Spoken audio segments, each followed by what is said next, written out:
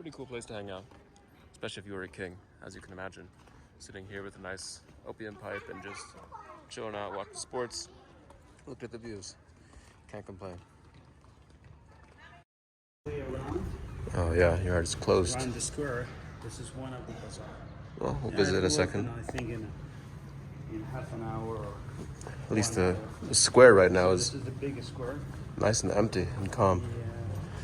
What's it called, the square? It is called Naqsh Jahan. Naqsh Jahan. Naqsh Jahan means the pattern of the world. Pattern of the world. Yeah, so it is talking about what? About the artistic way. But anyway, today it is after the revolution of 1979. It was named as Imam Square because the people were calling it the King Square. Okay. Or Regency Square, but then it was called Imam Square. But today, if you check the books, majority of the books that are printed these days, they call it the Imam Mosque. But anyway, the very old people still call it Shah Mosque, Shah Square. Yeah. Or the people call it Naqsh Jahan, to make it more beautiful artistically, talking about artistic things. And all of these stores are all the bazaar stores? Yeah. So you can see the stores going all the way around. Yeah. So there are 4 different big and important monuments on the way. Over there we can see the King Mosque, which is the big blue mosque actually there. Safavid Mosque. Yeah, this is the Safavid Mosque, and also it is roughly about 400 years old. So it was constructed in the early ages of the 1600. So you can see the dome, which is still under reconstruction over there. So that's the huge Friday Mosque of Imam.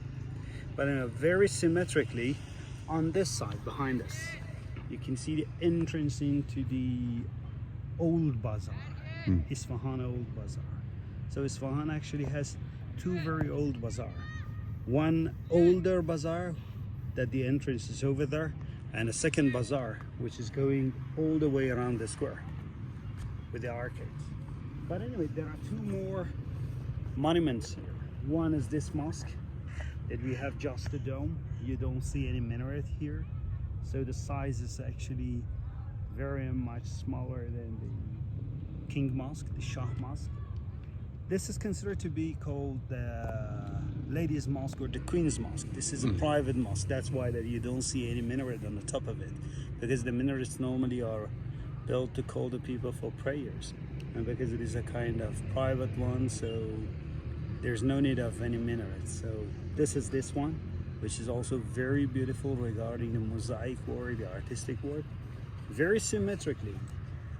Across from the Ladies' Mosque or the Queen's Mosque, we can see this palace complex, which is a kind of high-rise building, roughly about 60 meters above the ground level. It's a kind of 6-story building, but anyway, it was not constructed just. So out here is the balcony on the palace, which was built up several stories over many generations, not built up all at once. But anyways, once they had this balcony, beautifully decorated, lots of nice tile work and etc, etc. As I was saying, this balcony, supposedly where the king would sit out here and watch the polo games, because this used to be a very large polo field. Polo, of course, having its origins in Iran. I'm not sure if it's actually bathe in there, but I guess I don't really care. So there's the Queen's Mosque where we just were, Shah Mosque, famous blue Safavid Shah Mosque, and nice UNESCO World Heritage Bazaar, which used to be open to cars, but once it became a UNESCO site, they requested that Iran stop any car traffic, and so now it's purely foot traffic. Nice pool, no more polo fields, but pretty cool place to hang out, especially if you were a king, as you can imagine. Sitting here with a nice opium pipe and just chilling out, watching sports, look at the views. Can't complain.